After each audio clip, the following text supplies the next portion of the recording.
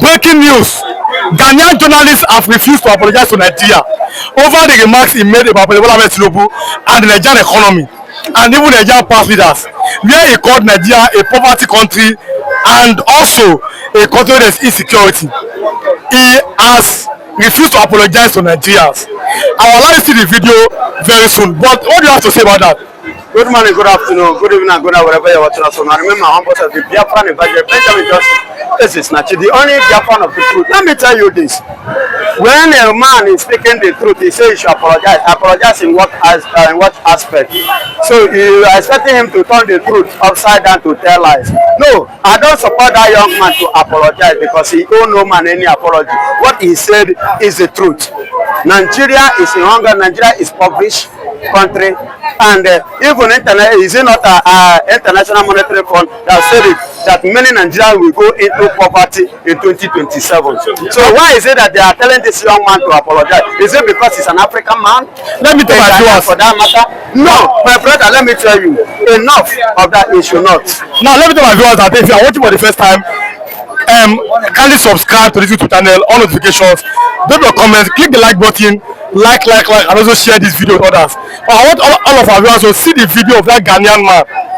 Our topic for this video is how shameless and problematic Nigeria is at this point. I first of all know you would want me to mind my business and talk about my own country, Ghana. But listen, I don't really care about what you think. And if you haven't checked in my videos, I talk more about my country than any other on this platform. But at this point, it's not just silly and problematic how miserable Nigeria is. It's becoming for all of West Africa. And if you feel agitated already for my choice of words, wait and hear the rest of all I have to say. Let's get into it.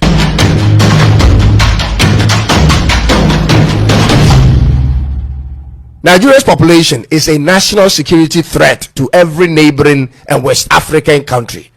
As of March this year, Nigeria's population is more than half the total population of West African countries. More than half. This means on any given day, the influx of Nigerian citizens to any West African country will easily swallow up the entire local population.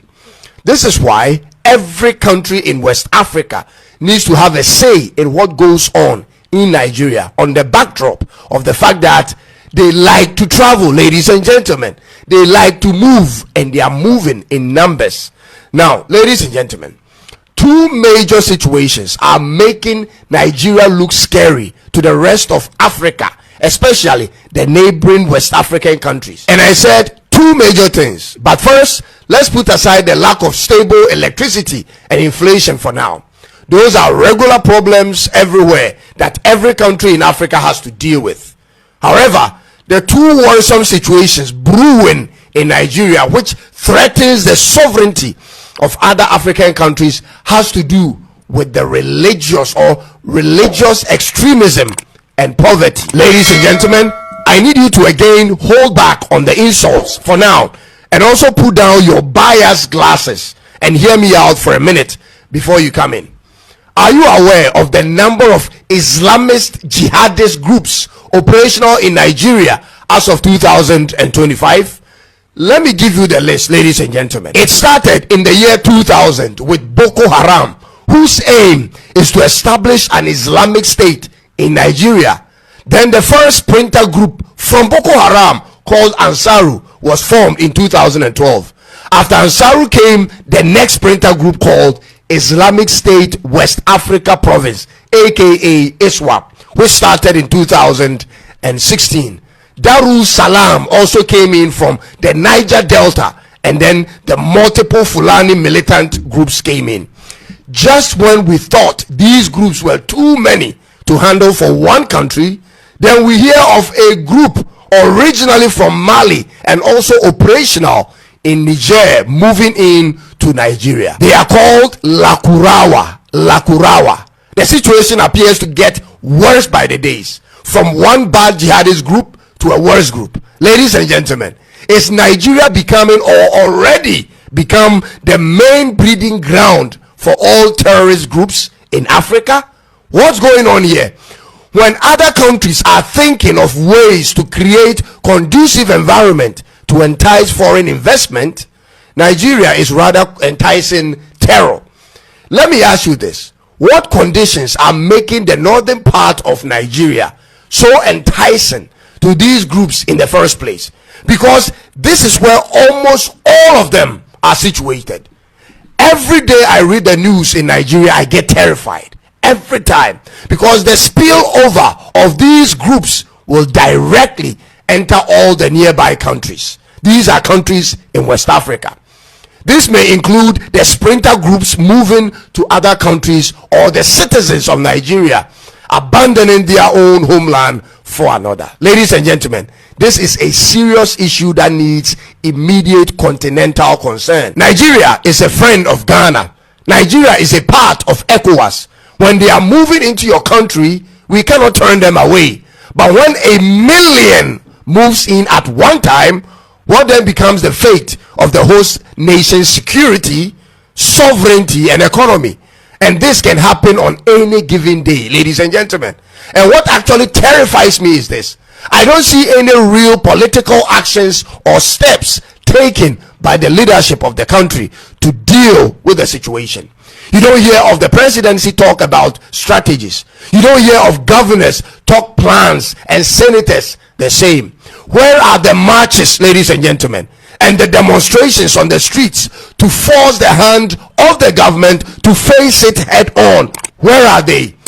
It's like the fate of the people in this country is in individuals' hands. Those with the resources may hire armed officers for their personal security, and those who don't have to live carefully and away from certain hotspots. Ladies and gentlemen, is this the best Nigeria can do in their own country?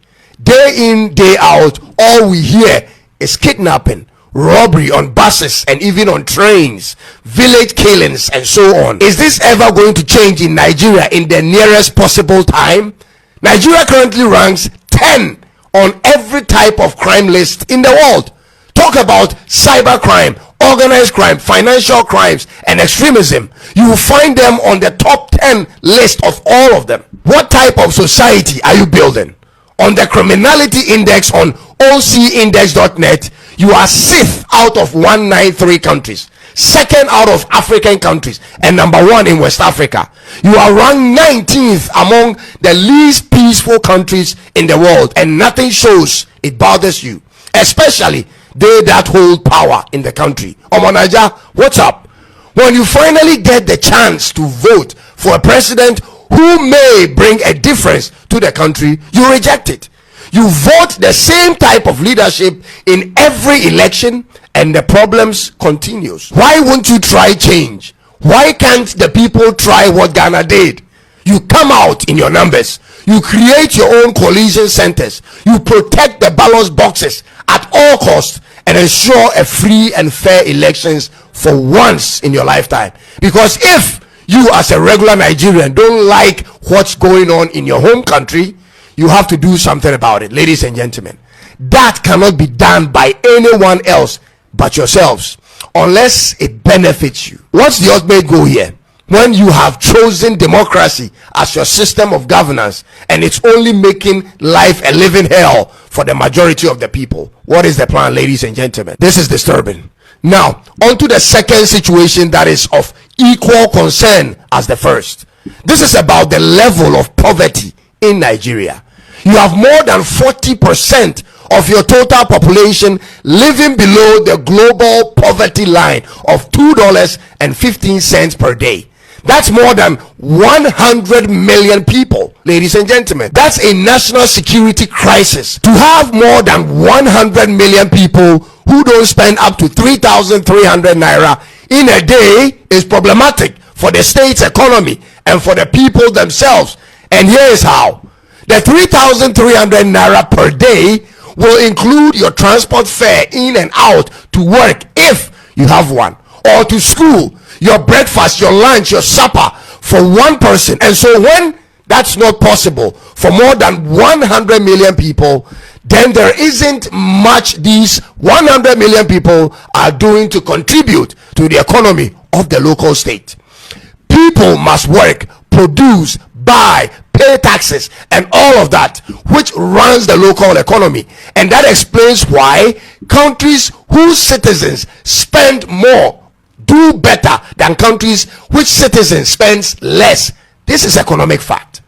Economic activities thrives off of demand and supply, buying and selling. And so when purchasing power drops, supply power is affected. Ladies and gentlemen, in addition to that is the low rate at which Nigeria's economy is growing. With the kind of population you have and expected to have in the next 10 years, your economy cannot survive on a single digit economic growth in a fiscal year.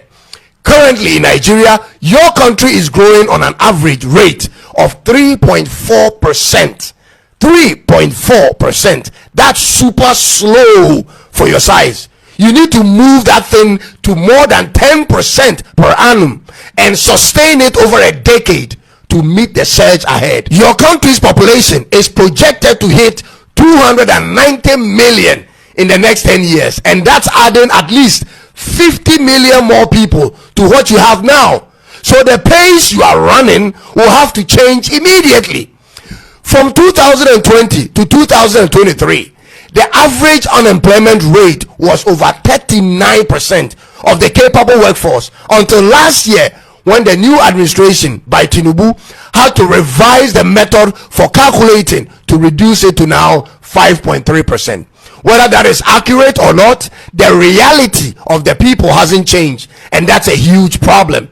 Ghana and every other country for that matter have our own problems to deal with, but at least not with the numbers Nigeria comes with. The very fact that these two situations I've just described has a direct impact on all neighboring countries is what has triggered me to do this video, because the rise and success of Nigeria is in the interest of all African countries. In the same way, the fall and demise of Nigeria is detrimental to all African countries, ladies and gentlemen. Therefore, whether it offends your pride as a successful Nigerian who doesn't like your country being talked about in a negative light or not, that's not only up to them or you to determine what others may say, because once there is a problem in your country, everyone will feel the impact. Just like it said, when Nigeria sneezes, every African country catches cold. Folks, I want to read your opinion on this matter without insult. So let's hear from you. And amen. Look at a young man of Burkina Faso, Ibrahim Chole. Watch the action of this man. He said, no, Africa is not poor. Africa is rich. The foreign country has made Africa to see them as a poor people. When these foreigners are coming to look for our gold and our oils, and make our leader to see them as a big people that we needed in our life. You have leader that has nothing in their knowledge. The only thing they are after there is the money, the what they get, and they forget it that thing belongs to them. The oil belongs to us. Amen. But look at the oil that belongs to you today. Fuel is always increasing. Go to Burkina Faso, and the man has given free education because he understands the life. These things is their children. These are my children. This is our country. Anything we are paying, is it not our money? We are paying to us our money. What are we doing to ourselves? We rob our children, put inside our pocket in our country. If not for the bad government robbing your people, collecting tax anyhow, putting in your pocket, banking overseas, many banking overseas, the money where they there, the Nigerian leaders, the money that we bank in overseas is enough for Nigeria. If we share those monies to everybody in Nigeria, every of us will have $1 million.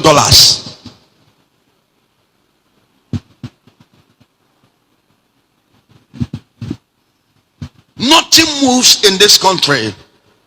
Like I said, the times without number. And it's high time we, the new generation, Africans as a large, arise. Let's all take back our own countries, all the whole Africa. And a great revolution or revolution is coming. The whole Africa will shut down all their bad leaders. The way that is when I say moving around. There will be what are they calling this? A revolution everywhere. People will come out. Africa has lost a lot. Our resources. I have tell you this, that every sons and daughters of this country, you have a right for government to pay you every month salary. It is your right. And another right of every sons and daughters of this country, you have a right for government to provide a job for you, whether you are a graduate or whether you are not a graduate. It is your right. And nobody have any right to shut your mouth to talk to the government, because the government belongs to everybody.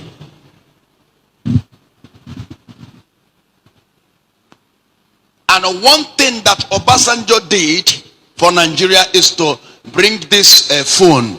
That is one good thing Obasanjo do, nothing anymore. If not that phone today, we will not understand the reason why many great leaders of Africa die. Somebody like Gaddafi. And they will push a lot of wrong things upon these people, and we will not know. Look at the same man of Burkina Faso today. A lot of things are going around. Thank God for internet. If not for internet, we will not know about these things. And we will see him as a bad person. The way we have already see Gaddafi as a bad. When we talk about Gaddafi, then we say he's a bad man. But we don't know that this man is thinking about the good of Africa. How Africa will recover from the people that come to take their resources. We are the leaders of tomorrow, and we can never keep quiet. All of us are family man, and all of us are men. And our mission here is to provide the future for our children. Go to Libya today. After the death of Gaddafi, Libya has gone to 0 point. No. Breaking news. Ghanaian journalists have refused to apologize to Nigeria over the remarks he made about President Tinubu and the Nigerian economy, and even Nigerian past leaders, where he called Nigeria a poverty country and also a country that is insecurity. He has refused to apologize to Nigerians. I will allow you to see the video very soon. But what do you have to say about that? Good morning, good afternoon, good evening, good night, wherever you're watching us from. I remember my humble self, the Biafran evangelist Benjamin Johnson. This is Nachi, the only Biafran of the truth. Let me tell you this. When a man is speaking the truth, he says he should apologize. Apologize in what aspect? So you are expecting him to turn the truth upside down to tell lies. No, I don't support that young man to apologize, because he owes no man any apology. What he said is the truth.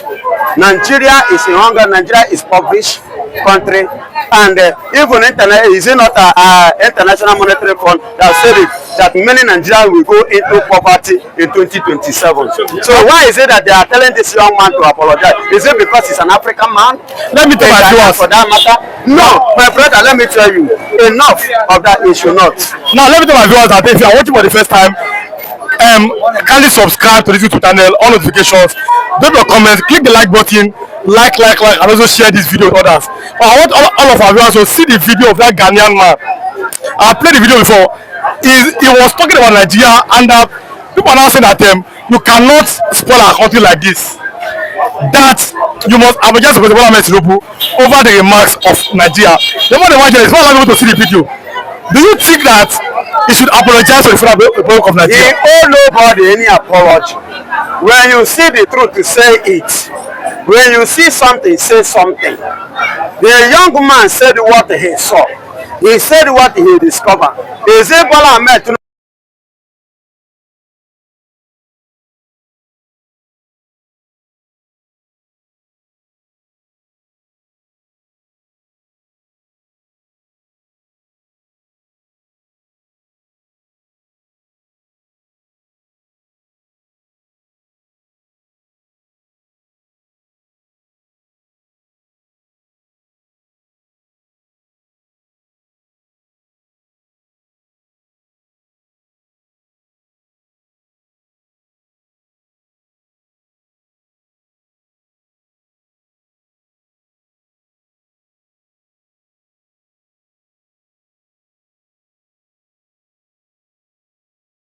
Breaking news. Ghanaian journalists have refused to apologize to Nigeria over the remarks he made about President Bola Ahmed Tinubu and the Nigerian economy and even Nigerian past leaders, where he called Nigeria a poverty country and also a country that is insecurity. He has refused to apologize to Nigerians. I will allow you to see the video very soon. But what do you have to say about that? Good morning, good afternoon, good evening, and good night, wherever you're watching us from. I remember my humble self, the Biafran evangelist, Benjamin Johnson. This is Nachi, the only Biafran of the truth. Let me tell you this. When a man is speaking the truth, he says he should apologize. Apologize in what aspect? So you are expecting him to turn the truth upside down to tell lies. No, I don't support that young man to apologize because he owe no man any apology. What he said is the truth. Nigeria is in hunger. Nigeria is impoverished country, and even is it not International Monetary Fund that said it, that many Nigerians will go into poverty in 2027. So why is it that they are telling this young man to apologize? Is it because he's an African man? Let me tell my viewers for that matter. No, my brother, let me tell you, enough of that issue. Not now. Let me tell my viewers that if you are watching for the first time, kindly subscribe to this YouTube channel, on notifications, drop your comments, click the like button, like, and also share this video with others. But I want all of our viewers to see the video of that Ghanaian man. I played the video before. He was talking about Nigeria, and people are now saying that you cannot spoil our country like this. That you must apologize to President Bola Ahmed Tinubu over the remarks of Nigeria. The more the one is not allowing people to see the video. Do you think that he should apologize to the Federal Republic of Nigeria? He owe nobody any apology. When you see the truth, you say it. When you see something, say something. The young man said what he saw. He said what he discovered. Is it Bola Ahmed